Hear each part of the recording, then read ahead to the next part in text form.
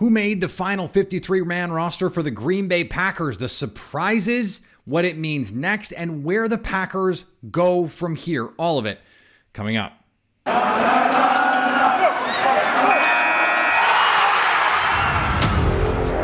You are Locked On Packers, your daily Green Bay Packers podcast. Part of the Locked On Podcast Network, your team every day. You are Locked On Packers, part of the Locked On Podcast Network, your team every day. I'm Peter Bukowski, and I cover the Packers for The Leap, a newsletter I would love for you to subscribe to. Follow me on Twitter, Peter_Bukowski. Follow the podcast on Twitter at Locked On Packers. Like us on Facebook. Subscribe to the podcast, iTunes, Spotify, Google Podcasts. Wherever you find podcasts, you will find Locked On Packers, the #1 Packers podcast on the internet. And the show for fans who know what happened. They want to know why and how. Today's episode brought to you by our friends at LinkedIn. Post your job for free at linkedin.com/LockedOnNFL. That's linkedin.com/LockedOnNFL to post your job for free. Some surprises, some fun, and some big time questions about what comes next for the Green Bay Packers after the first 53 is announced. Remember, this is not the final 53 in the way that it is sometimes portrayed. We call it the final 53, but it's really the first final 53 because of the rules about PUP and IR and some of the minutia on the way that rosters are managed. It was an interesting day. We didn't get all the information until well after the deadline. And I think there were a couple surprising things, and it allows us to take a wide shot of where this team is and where it still might like to get. Let's start on the offense, because I think that's where some of the really interesting stuff comes from in terms of what it tells us about how the Packers plan to play this season, the guys that are going to be involved, and the way they thought about this group of cuts. Nothing surprising about the quarterbacks, Aaron Rodgers, Jordan Love. We'll see if Danny Etling is the practice squad quarterback. I'm not convinced he will be, but he could be. It would make sense in some ways. I don't want to get bogged down in that. Two running backs.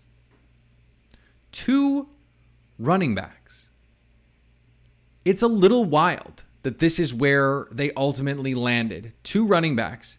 Aaron Jones, A.J. Dillon, of course. Now, if you were paying attention in preseason, Amari Rodgers was getting a lot of backfield work. I think until Kylan Hill comes back, they're somewhat similar body types. They've got some similar skills. They were using Amari Rodgers as a jet motion player. They were using him in the backfield as a sort of split back running back.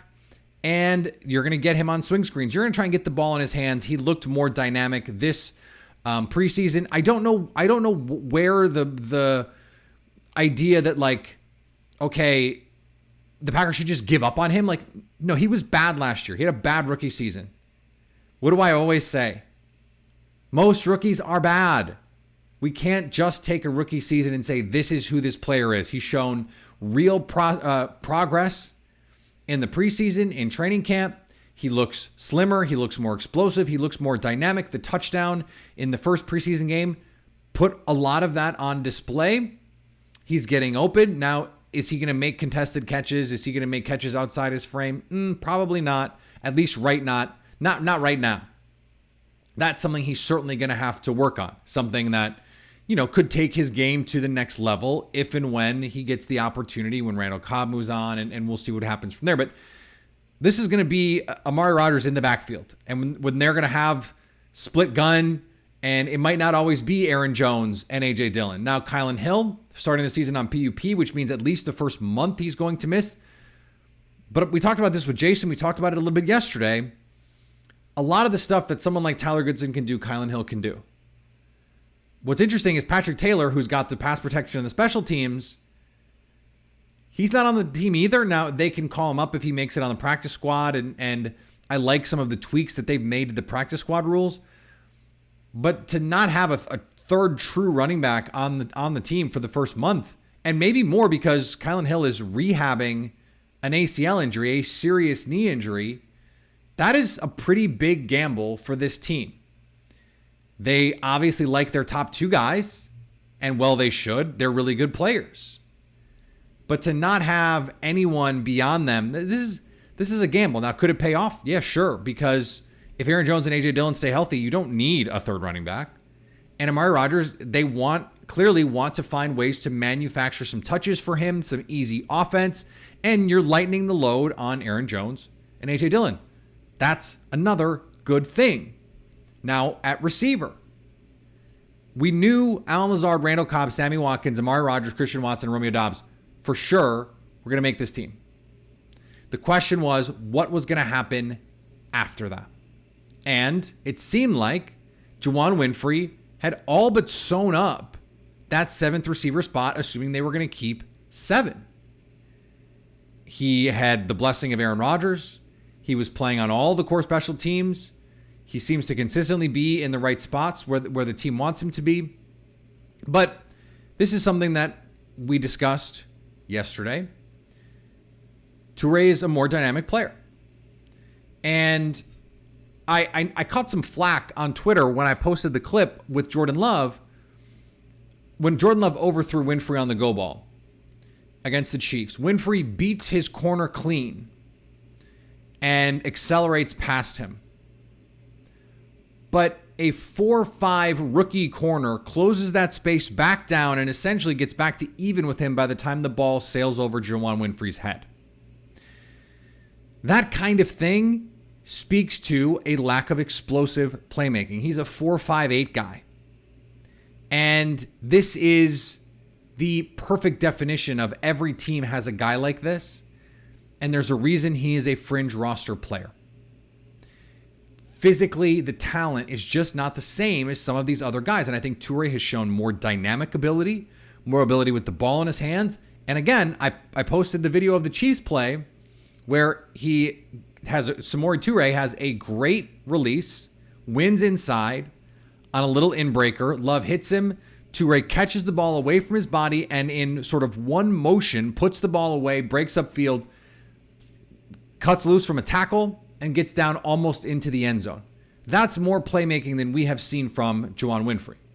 We saw Juwann Winfree in actual NFL games last year, and in the game where he needed to play, I didn't know that he was press gagged into action on a short week and all that stuff. Did not look like an NFL receiver. Now, I think he can be on a team. He can be on a 53. We're sort of splitting hairs here because it doesn't really matter. Neither of these guys were going to have much of an impact this season, but that's the rub. If neither of these guys are going to be called upon to do much of anything this season, then, okay, special teams, more or less even, I guess. And Toure has, I think, clearly more upside as a receiver. Now, I hope Juwann Winfree can come back on the practice squad. He was a very well-liked teammate. Aaron Rodgers thought very highly of him. He gets the Jake Kummerow in memoriam award for, I couldn't even get the joke out. Dang it. For, the guy Aaron Rodgers praises and then ultimately gets cut. But this is not, to me, that big a deal. It's interesting that they thought enough of Toure. Brian Gutekunst got all 11 of his draft picks on this roster, which, that's his prerogative. He's the GM.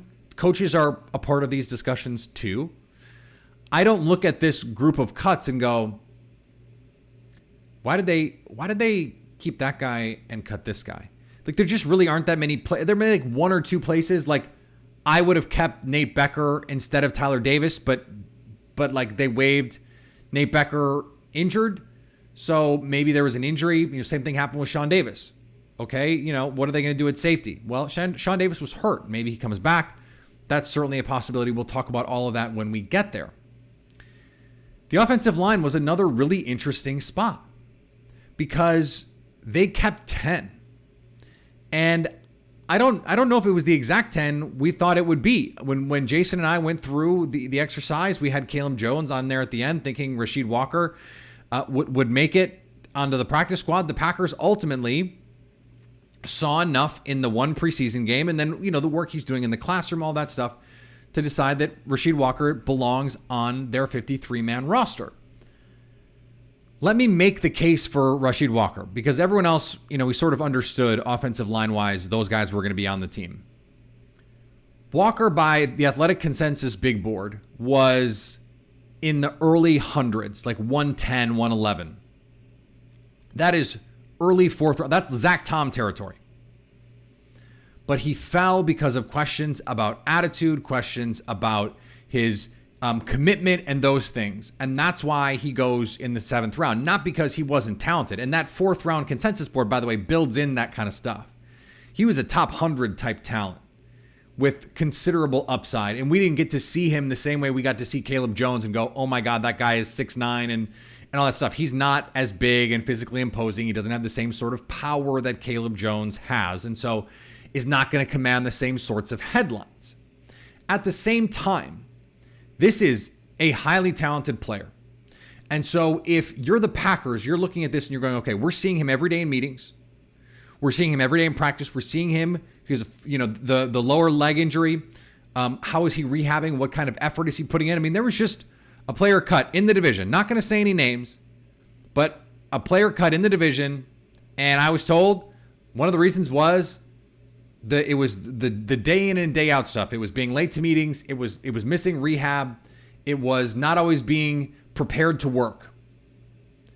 And that's just unacceptable. If you're someone like Rashid Walker and you have these questions about your coachability, let's say, the Packers got to see him and they decided he answered those questions to their liking. That matters, especially for a team that said, we thought enough of this guy to draft him. The 7th round is really priority free agency. But this is a player who had talent far, far beyond what you're normally getting in the 7th round. And so could Caleb Jones get claimed? Sure. And a quick addendum on all of that. Remember, until the waiver process is completed, and that means, if you're not a vested veteran, you can't get to the practice squad because we don't know who's getting claimed. Now, is there deals being done right now? Are there deals being made? Are there teams calling agents and agents saying, no, we'd really like to stay here. We think this is the best opportunity. Yeah, that stuff is happening and that stuff is going on. So could someone like Caleb Jones have shown enough in preseason to get someone else, especially after spending a summer in Green Bay, who has one of the most respected group of coaches and developmental systems in football? Absolutely. Absolutely, he could get claimed. And the Packers knew that when they decided Rashid Walker makes the team. I think that tells you everything that you need to know about what the Packers think of someone like Rashid Walker. All right, we're going to talk about the defense here in just a second. But before we do, let's talk about our friends at LinkedIn.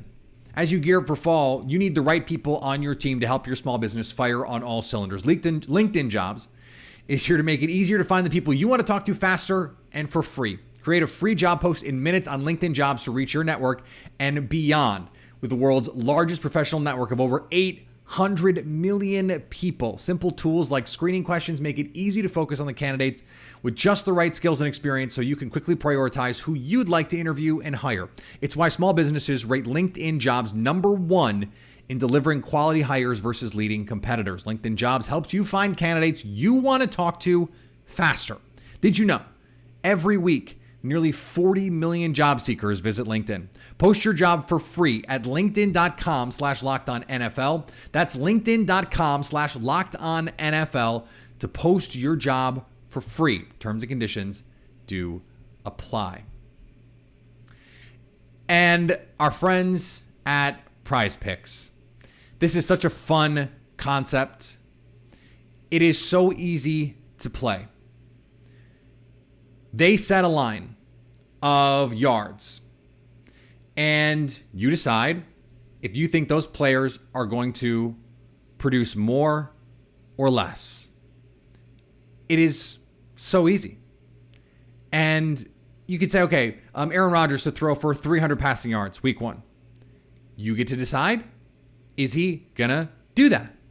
And then you put those picks together with 2 to 5 other players to score more or less than the PrizePicks projection. You can win up to 10 times your money on an entry. You don't have to compete against anyone else. It's just you versus the projection. And they have all sorts of sports, NBA, NFL, Major League Baseball, NHL, golf, college football, college basketball, soccer, WNBA, esports, NASCAR, tennis, MMA, boxing, disco golf, Euro basketball, cricket.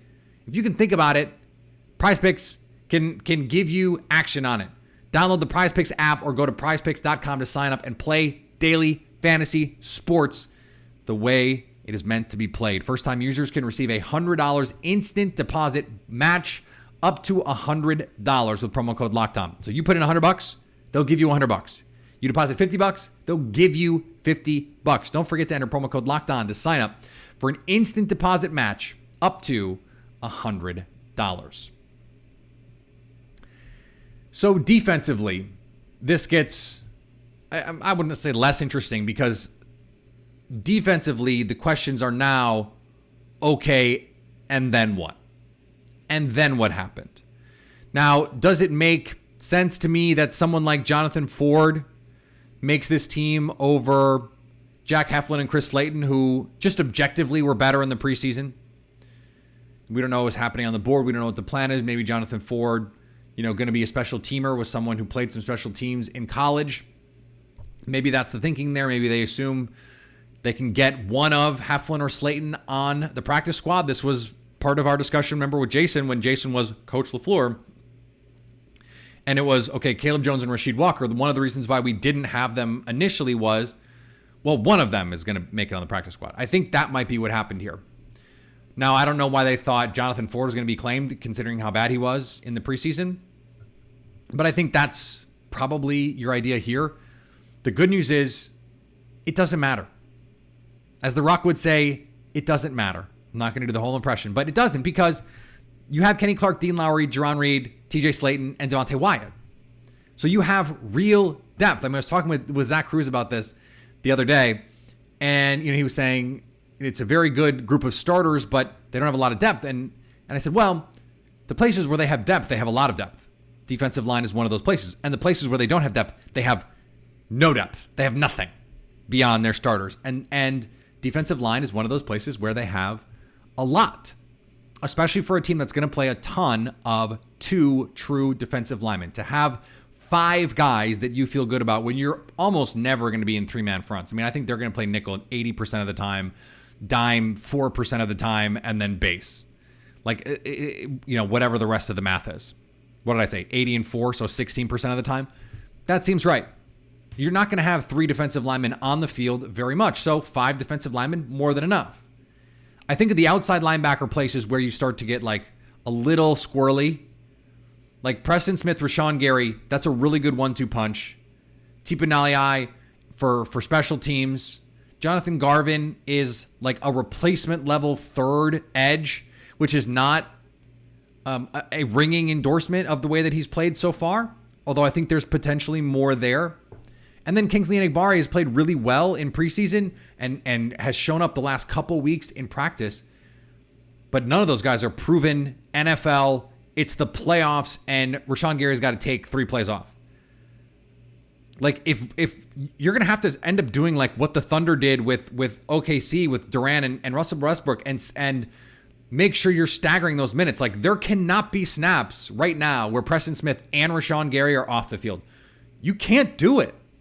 Especially for multiple plays. Cannot do it. At least early downs would be kind of okay. There should never be a third down where these two players are both active, where Preston Smith and Rashawn Gary are playing in the game, and one of them is not out there on a third down if they're both healthy. Cannot happen. That's why I mentioned Devon Kennard. I think there are going to be other guys that the Packers could see as useful that are better than, say, Tipa Naliai in terms of someone who has to actually come in and contribute to this team. So that's something to keep an eye on for sure. Inside linebacker, no surprises here. It's the 4 that we all thought it would be. And then I think cornerback, no surprises either in a lot of ways because they kept 5. I was really squinting trying to, Rico Gafford really did not play well. Really did not play well. Kevion Ento in years past had shown some nice things in training camp, but just never really took the step beyond. He's a guy who does some things in training camp, but then can't really do much else. Keandre Thomas, I don't think got a lot of time to show what he could do. Maybe he makes it back on the practice squad and ends up being someone who gets back on the team. Now, Shamar John Charles showed some nice things in the preseason. Keyshawn Nixon is a special teams player. He's going to be their Jared Bush. If he's playing cornerback for them, something has gone terribly wrong. The Packers have 3 awesome players, but that means if they're going to play a lot of nickel, those guys got to stay healthy. Got to stay healthy. If there is a corner out there, a veteran, it's worth looking at. Safety is another interesting one. Adrian Amos, Darnell Savage. We knew that was going to be happening. When Dallin Leavitt was not put on IR, I think that said a lot about his standing on the team. He may end up on IR yet. And then Tariq Carpenter, who was a draft pick but did not play particularly well against the Chiefs in the one game where he got a lot of run. He was drafted to play special teams, but they brought in Dallin Leavitt to play special teams, and he did not look particularly good in his reps as a safety. Neither of those guys you want playing safety. So that leaves Micah Abernathy, who's been on this team for 5 minutes and who just has to have a new number. Cannot be 46. Give him Sean Davis's number. Give him Kevin King's number. Like, he needs to be something else. He can't be 46 and expect him to have any sorts of success. Can't do it. There are a lot of safeties out there. Tony Jefferson was one that was mentioned. There's been a lot of guys cut in the last 24 hours. I think there will be more movement here coming up.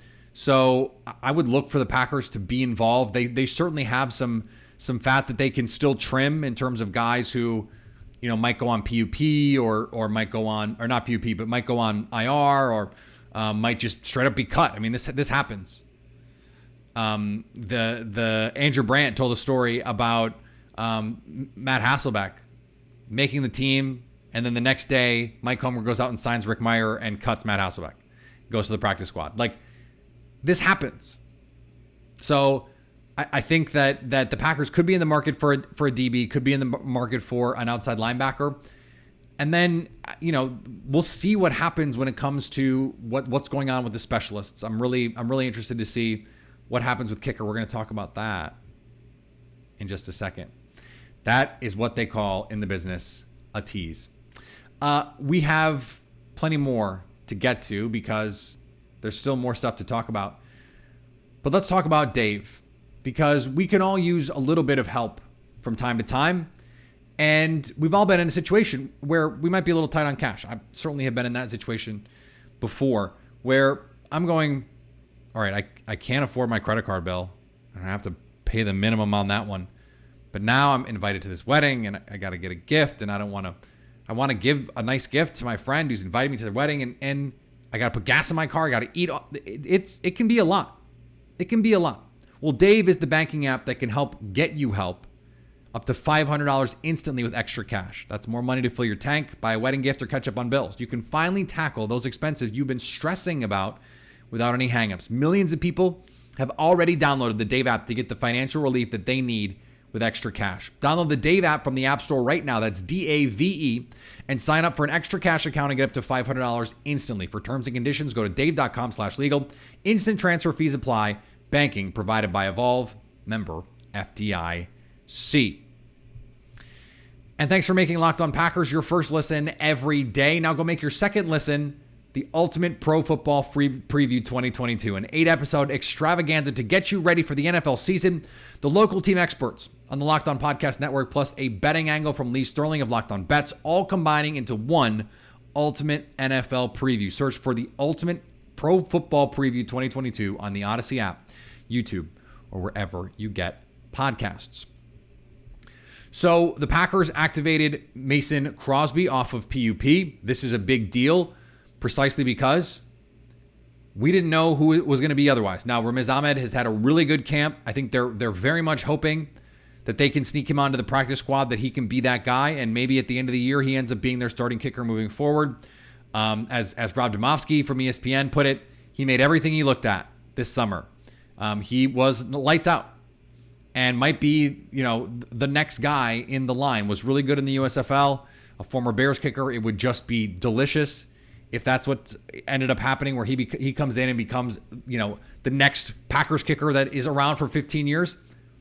I think that would be great for obvious reasons. And that's a big deal because Mason Crosby is Mason Crosby. He gets to extend his streak. But that is a little stability on special teams where the team desperately needs that stability. So then how does that trickle down? Because you might need to protect Ahmed at some point. You might need to actually put him on the roster. He might actually need to play week 1 if Mason Crosby's not healthy. This is a real question. It sounds like he's going to be good to go, but for a guy who hasn't been cleared yet to even do stuff with the team, really, to say he's just going to be good in 2 weeks to go, I think that's asking a lot, especially if someone who's, coming up on 40 years old. I know he's a kicker, so it's not the same sort of wear and tear on your body, the punishing hits he's not taking. But it's still a different kind of deal. And he's saying all the right things. It's just a little swing oil. I needed to he said it was like an oil change at his age. Okay. I would like to see it on the field, please. Is that too much to ask? I don't think that's too much to ask. All right, we're going to be back tomorrow. A lot more to get to this week. And then it's almost time to start previewing stuff, to start looking at what's coming up in week 1 here. So follow me on Twitter, Peter_Bukowski. Follow the podcast on Twitter at Locked On Packers. Like us on Facebook. Subscribe to the podcast, iTunes, Spotify, Google Podcasts, wherever you find podcasts. You will find Locked On Packers. And anytime you want to hit us up on the Locked On Packers fan hotline, you can do that, 920-341-3775 to stay Locked On Packers.